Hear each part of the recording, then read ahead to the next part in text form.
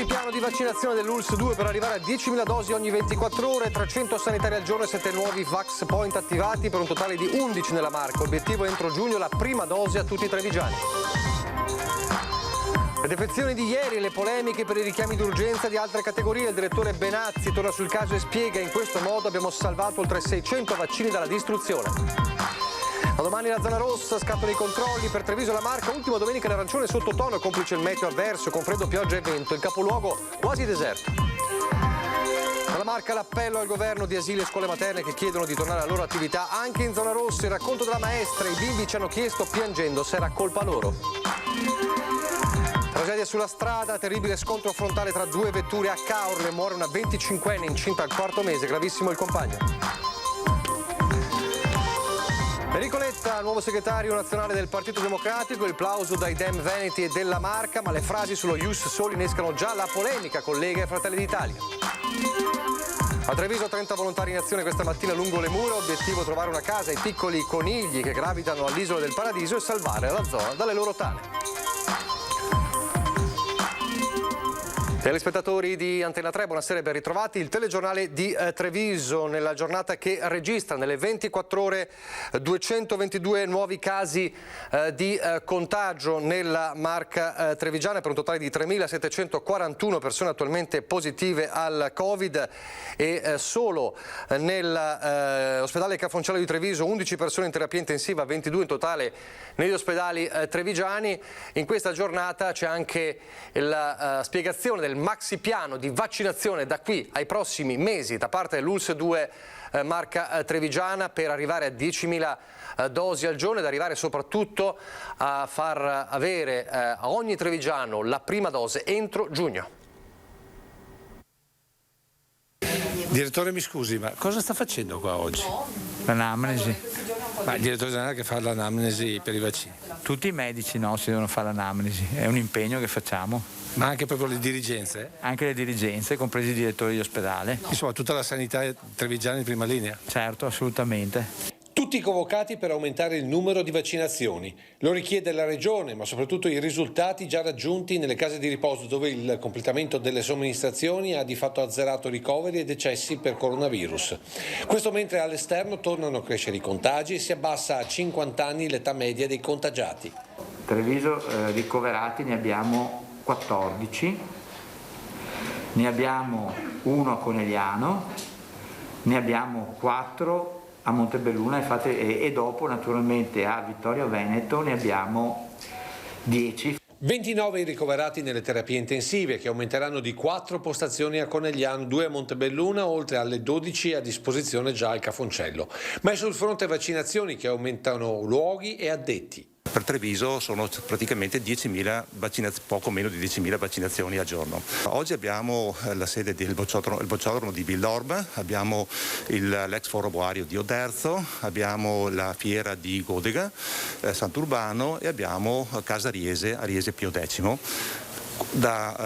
Abbiamo questa mattina funzionante anche il Cafoncello che oggi farà 1.200 tra farmacisti e insegnanti con patologie. Partiremo con l'ospedale Guicciardini a Valdobbiadene. Da lunedì mattina siamo già attivi a Treviso, piazza Castel d'Amore, e andremo in progressione potenziando Godega intanto in attesa di Vittorio Veneto, e poi Montebelluna, la sede di Montebelluna degli Alpini, e poi nel comune di Pieve del Grappa abbiamo la palestra e Mogliano Veneto, quindi saranno 10 sedi vaccinali, però abbiamo pensato di mettere anche un'ulteriore sede, l'11ª, che è il Cafoncello, che anche questo lavorerà 7 giorni su 7. Abbiamo bisogno di 300 sanitari al giorno per coprire le 11 sedi, medici, infermieri, assistenti sanitari. Di questi abbiamo volontari che sono resi disponibili, medici, anche qua infermieri, diciamo in pensione. Abbiamo Arcuri, per esempio i medici di Arcuri, e poi abbiamo avuto la disponibilità della scuola infermieri di Treviso e la scuola per assistenti sanitari di Treviso che ringraziamo. Ma non è l'unica novità, ovviamente coinvolte anche le aziende, c'è quel protocollo sanitario per le aziende e poi domani verrà presentato anche il piano con i medici di famiglia. Il direttore Benazzi poi è tornato a parlare anche delle defezioni di ieri, le polemiche, il richiamo d'urgenza delle altre categorie, spiegando come così facendo sono state salvate oltre 600 dosi di vaccino dalla distruzione. La Regione venerdì ha chiuso un accordo con i medici famiglia, noi in questa settimana li troveremo, così aumenteremo la potenza di fuoco. Ci vaccineremo anche dal nostro medico, ulteriore accelerazione che coinvolgerà i cittadini di tutte le età. Possono vaccinare, una linea potrebbe essere quella che vaccinino i loro assistiti, come che vengono a darci una mano nei Vax Point e quindi fare le corti.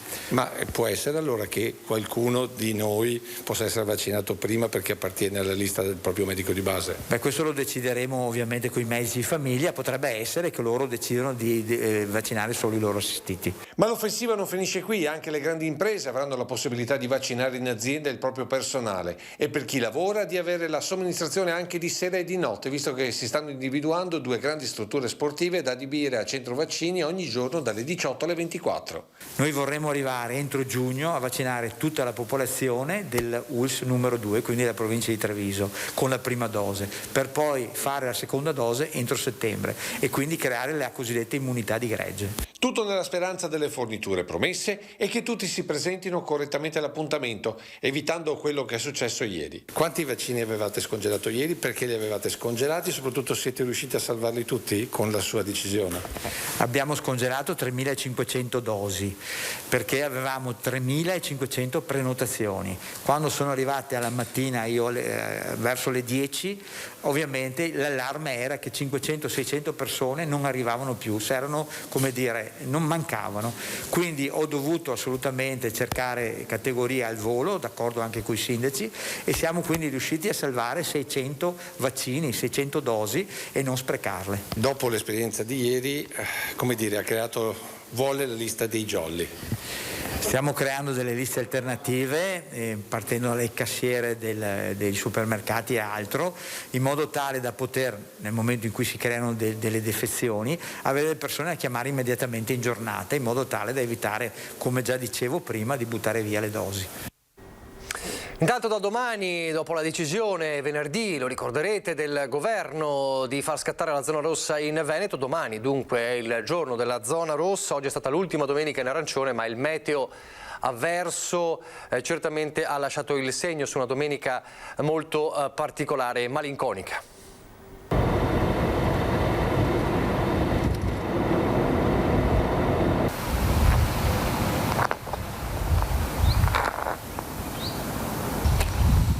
C'è proprio nessuno oggi in Estero. Ah, è strano perché di solito qualcuno si trova di pomeriggio. Come sta andando la pesca? Al momento ancora nulla, però appena iniziata la sessione si spera bene.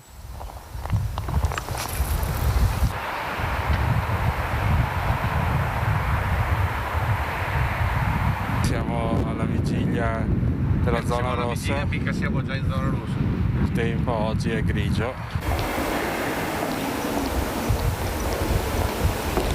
Il clown se ne va sconsolato, l'immagine che suggella la domenica di antipasto della zona rossa a Treviso. Preludio azzeccato al lockdown. Chi pensava di sfruttare l'ultima domenica in arancione per una passeggiata in centro o in restera ha fatto i conti con freddo, crollo termico, vento e qualche goccia di pioggia, altrove più consistente anche in forma di grandine. È così che la Marca si avvicina passo passo al rosso. Tornano le chiusure, torna il tutti in casa se non per motivi essenziali, salute, lavoro, necessità urgenti. Visita ai parenti consentite soltanto per la deroga di Pasqua. E torna implacabile l'autocertificazione. Ma è scomparsa perché in arancio serviva per spostarsi da comune a comune, ma stavolta sarà più utilizzata. E come già accaduto l'anno scorso, nessuna psicosi se la si dimentica a casa. Le forze di polizia hanno a disposizione dei moduli in bianco in modo tale che gli utenti che non siano partiti da casa con l'autocertificazione già compilata la possano compilare direttamente di fronte all'agente di polizia. Polizia locale, questure e carabinieri pronti a stringere sui controlli. La prefettura è stata chiara, sarà un giro di vite.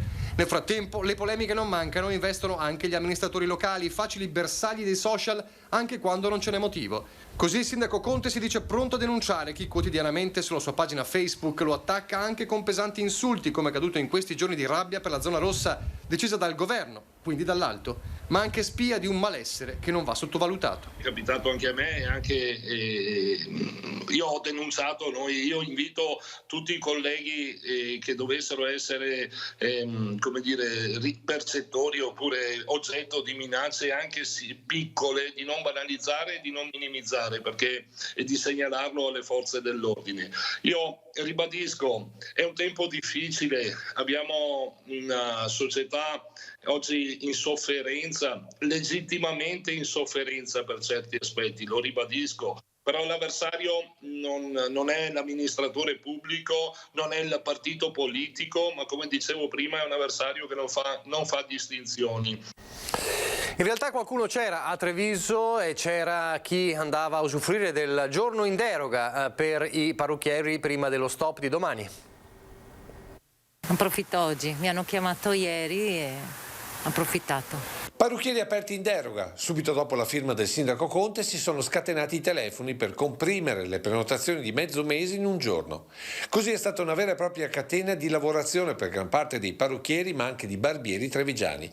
Qui siamo a Piazzale Burchiellati, dove il via vai stabilito al telefono è stato pressoché continuo. È riuscita a farsi i capelli? Sì, mi hanno telefonato a casa stamattina che era aperto e ho approfittato. Sì, anche perché poi 3 settimane... Esatto, almeno resto in casa, ma sono in ordine. Dai parrucchieri un misto di soddisfazione per la giornata e di malinconia per le prossime 3 settimane. Le signore intanto sono rimaste un po' stupite perché pensavano che tutto sommato, un po' come tutti, ci fosse un'altra settimana a disposizione per poter effettuare i lavori. Diciamo che purtroppo nell'anticipo di quelli che sono stati i decreti abbiamo fatto fronte in un'unica giornata cercando di corrispondere il servizio il più possibile a tutti, ecco, soprattutto i servizi più importanti che sono quelli di colorazione. Ecco. Senta, 3 settimane chiusi non è uno scherzo.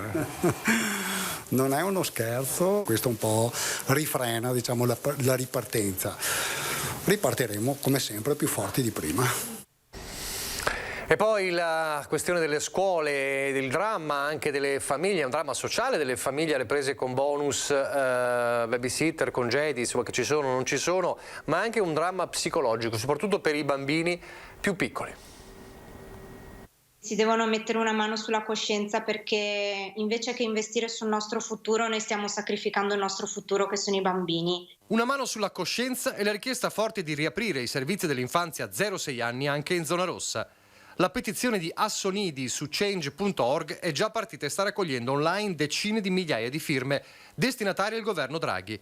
Perché il dramma non è solo sociale per tantissime famiglie nel caos, alle prese con il rebus congedi e babysitter. È un dramma pure psicologico, come racconta Elisa Pisani, che ha dovuto raccontare ai bambini cosa sarebbe accaduto da lunedì. È stato drammatico dover parlare con loro venerdì, cioè è stata una cosa che ci ha straziato tantissimo. Ci hanno chiesto se avevano sbagliato qualcosa, se era colpa loro, qualcuno ha pianto, cioè non è facile gestire una cosa del genere. Anche perché le cifre raccontano di un paradosso. Abbiamo fatto delle indagini statistiche che hanno portato in evidenza che comunque i contagi nella fascia 0-6 all'interno delle strutture sono veramente bassissimi e molto più semplici da tracciare, perché adesso, tra l'altro il paradosso, noi ci siamo vaccinate, però stiamo a casa e i bambini stanno dai nonni che non sono vaccinati o da babysitter prese probabilmente a casa all'ultimo secondo che non sono vaccinate. E allora che senso ha avuto tutto questo? Senza contare la raffica di norme e soluzioni di sicurezza adottate finora. Classi bolla che entrano e mangiano scaglionate senza interazioni e precauzioni al massimo. Quando si usa il bagno, ogni volta che va dentro un gruppo, poi il bagno va sanificato e via così. Laviamo lenzuola, laviamo tutto quanto migliaia di volte al giorno, sanifichi, spruzza, fai per poi chiudere. Altri effetti del Covid, le visite medico-sportive per gli atleti che hanno contratto il Covid-19 sono in aumento. È prassi che tutti gli sportivi che hanno contratto il Covid-19 debbano effettuare le visite di idoneità per una rivalutazione dell'atleta dal punto di vista clinico. Le liste d'attesa per le visite sportive sono in aumento e l'ASL 2 Marca Trevigiana sta incrementando gli orari delle visite, facendo lavorare il personale preposto anche il sabato mattina. Con la terza ondata di pandemia, i giovani sportivi ammalati a causa del Covid sono in aumento. Adesso siamo di fronte ad una condizione ancora più esplosiva che ha coinvolto un maggior numero di ragazzi, quindi il numero di ragazzi che hanno avuto un interessamento da infezione da SARS-CoV-2 è aumentato intorno al 10-12%, quindi c'è un aumento dei ragazzi che hanno avuto un'infezione. Questa è la prima cosa da dire. La seconda cosa è che c'è una lista d'attesa, stiamo raccogliendo e come azienda 2 ci siamo riorganizzate le attività per poter dare risposta a tutte queste richieste. Sono una sessantina gli atleti che dovranno sottoporsi a nuovi esami di idoneità sportiva in tutta la Marca. Occorre quindi molta prudenza ed attenzione nel valutare nella sua globalità l'atleta guarito da Covid, specie nelle forme più severe per il possibile coinvolgimento di diversi organi ed apparati. E per poter fare questa valutazione è necessario fare un approfondimento più, complessivo, quindi questi ragazzi faranno una prova da sforzo per escludere aritmie, fanno un esame ecocardiografico per escludere che non ci sia stato un interessamento cardiaco. Quindi il messaggio che voglio dare è che non è che si cerchi una certificazione, qui c'è un'analisi e una valutazione clinica per escludere che il ragazzo abbia avuto un interessamento cardiaco, perché purtroppo, come questo anno di pandemia ci ha insegnato, di questo virus sappiamo molto poco. La cronaca ci porta un poco distante a Caorle, ma è una tragedia che ha colpito e ha scosso anche la Marca in queste ore. Parliamo della giovane romena Cristina Durac, 25enne, incinta di 4 mesi, e lei la vittima del tragico incidente avvenuto poco dopo le 10 in Viale Altanea a Caorle, di fronte al camping Pra delle Torri. Un terribile scontro frontale, come vedete nelle immagini, tra due auto che nel suo bilancio vede anche un'altra persona in gravissime condizioni, il compagno 27enne della ragazza, che è stato portato d'urgenza con l'elisoccorso all'ospedale Cafoncello di Treviso. L'incidente è avvenuto in un tratto curvilineo. L'auto con la coppia avrebbe, secondo la prima ricostruzione, invaso la corsia opposta, scontrandosi in pieno con la vettura di un imprenditore di La Salute di Livenza, quest'ultimo ferito leggermente. Sul posto i vigili del fuoco di Caorle e San Donà, la polizia locale, poi il SUE, ma per la ragazza di 25 anni con il bimbo in grembo di 4 mesi purtroppo non c'è stato nulla da fare.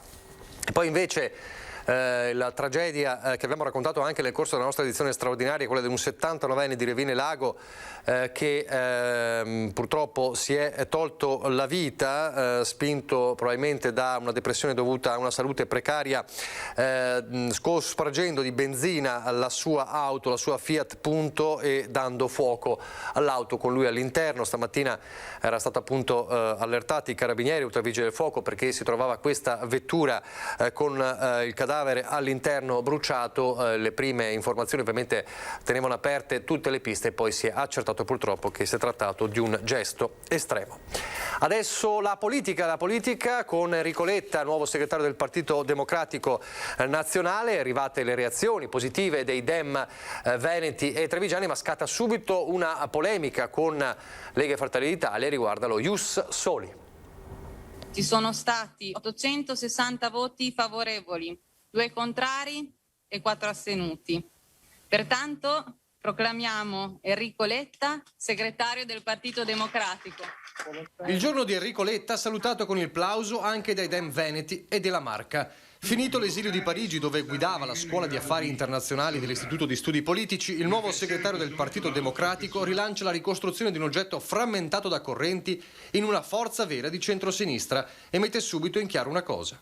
Il governo di Mario Draghi, scelto dal Presidente Mattarella e votato dal nostro Parlamento, è il nostro governo.